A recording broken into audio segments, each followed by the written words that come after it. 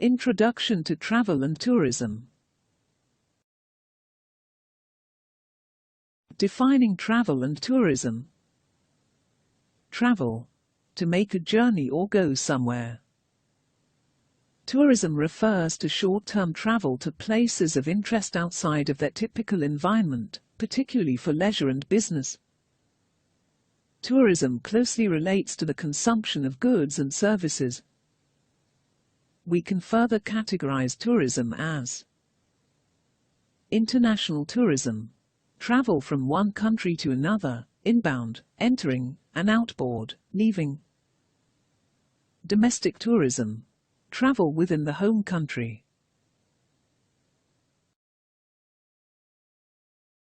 Business tourism. Business tourism refers to trips taken for business needs outside of the normal work environment. It is vital to the industry as it is less seasonal, and business tourists often incorporate leisure into their trips. There are different kinds of business tourism. Business meetings, trips of any length to attend meetings. Trade fairs.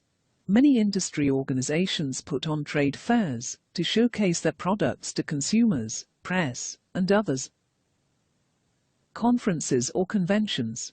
Many organizations hold conferences which can be attended by hundreds of people who need ways to travel and stay.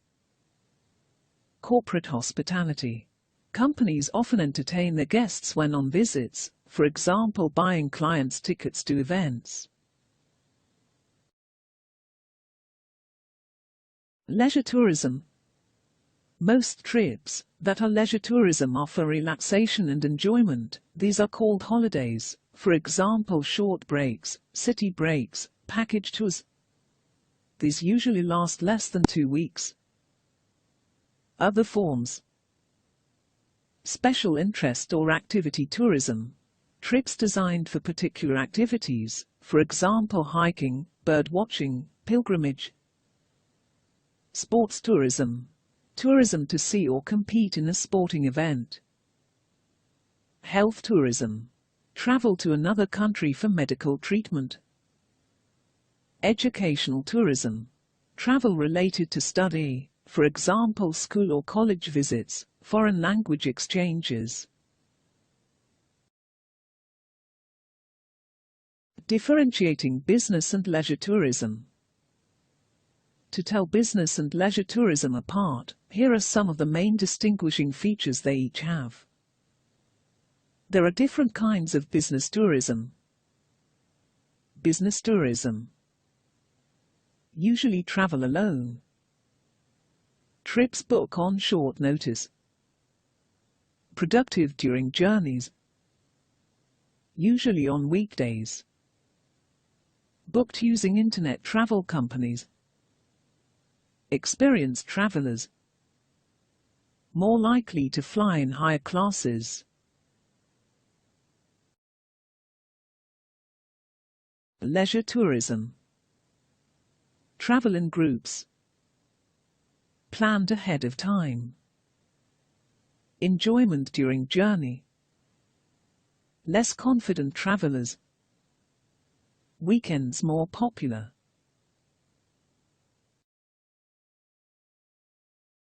Motivating factors for tourism. Beyond the broad categories of leisure or business tourism, other motivating factors usually relate to personal enjoyment.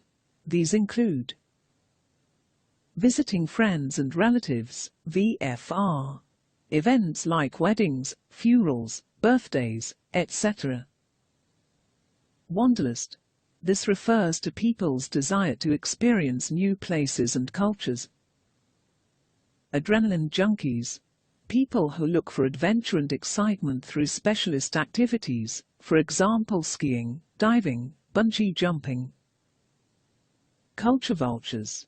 Enjoy experiencing local culture and lifestyle, for example restaurants, museums. Beach lovers. Many people love to travel to warmer climates, sunlust. Package holidays advantages or disadvantages. Package holidays are holidays sold for a set price that include travel, transfers and accommodation in a single deal.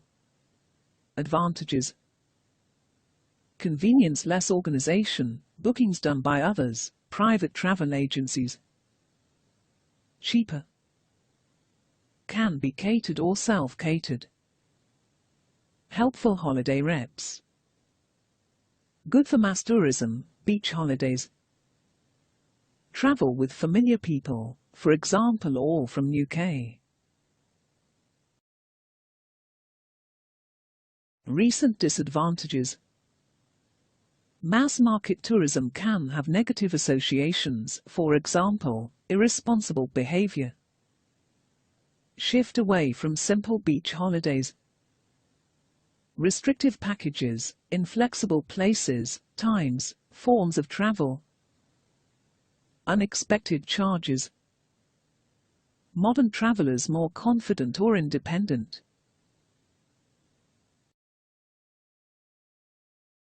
Various tourist destinations. There are 3 primary categories of tourist destinations. Coastal areas, where tourists enjoy activities related to beaches and the seaside. Countryside areas. Tourists partake in outdoor activities, for example mountain hiking. Towns or cities. These may have significant cultural or historic attractions and places of business. Remember, these categories are not set in stone. Some destinations and holidays may incorporate all 3 categories.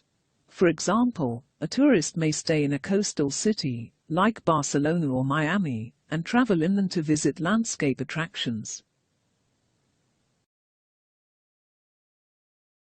Culture and heritage. Culture refers to the way of life and ideas of specific societies or groups.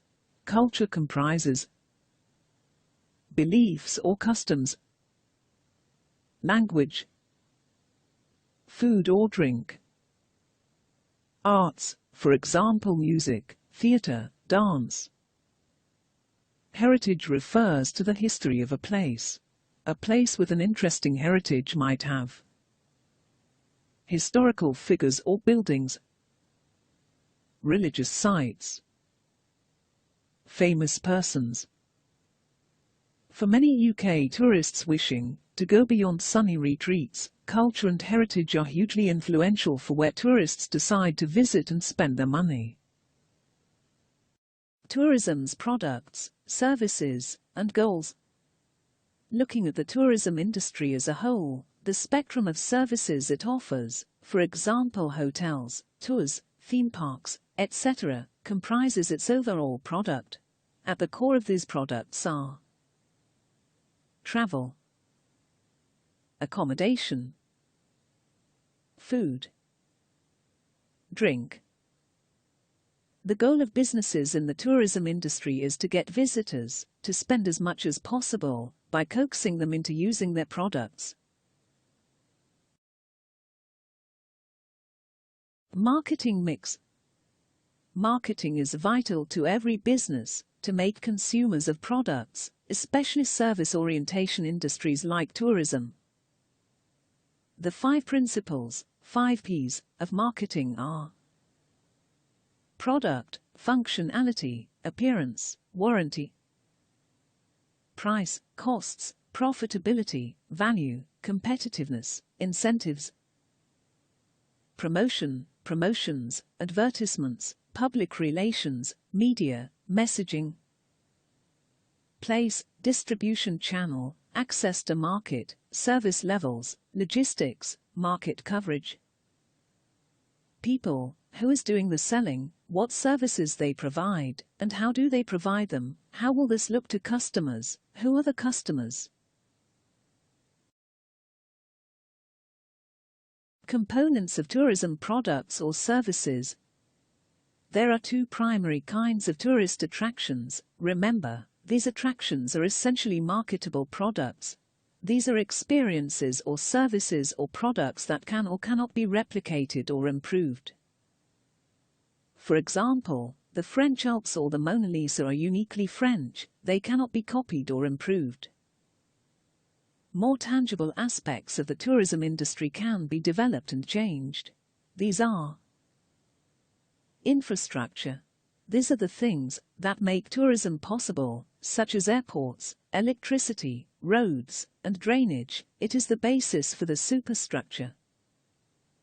Superstructure. This is composed of a range of tourism services, including accommodation, restaurants, and activities. Tangible, intangible. Another way of thinking about tourism products or services is as tangible, intangible. Tangible factors. These are objective features of a place that can be measured. These include environment, weather, infrastructure, superstructure. Intangible factors. These are subjective features of a place that are not so easily measured. They include the feelings a place brings out in visitors, welcomingness, exotism, transportation. Any product delivery plan within the tourism industry must include transportation considerations. After all, this is what ultimately brings in tourists, customers. Tourists can travel by road, rail, air, and water. If a destination is well connected by transportation infrastructure, a strong tourist superstructure can be developed. Prestigious national airlines are especially important in this respect, as they best both attract and support international tourism. Roads. Tourism requires an adequate network of roads to ensure access to attractions. For many Western tourists, private cars are hugely important for getting to destinations. Private cars also provide a much-desired sense of control and independence. Long-distance buses likewise allow tourists to get around. The issue with roads, however, is that they can cause environmental issues and exacerbate congestion. Life cycle of tourism products. All products go through life cycles and must react to market trends. They are planned and introduced, they grow, become mature, level off, and decline. When products decline, interventions are needed. We can see this with the tourism industry fine-tuning its destinations, products, and services as they go in and out of fashion. Tourist destinations must constantly adapt, even when they are successful, in order to meet changing expectations and demands. Product feasibility. Shifting away from this macro view of the tourism industry, individual businesses or products, like hotels or restaurants, also have a life cycle. As such, tourism consultants examining new venture must conduct a feasibility study that includes the following considerations. Define product or market parameters. Marketing approach. Thorough financial projections. Development of the product. These plans must be revised by actual costs, situational changes, and incomes. Feasibility from government's point of view. The previous slide examined general guidelines. Public and private perspectives also include other expectations. Let's examine these individually. From governmental perspectives, the following must be considered for new touristic ventures. Policy and strategy, strategy and demand analysis.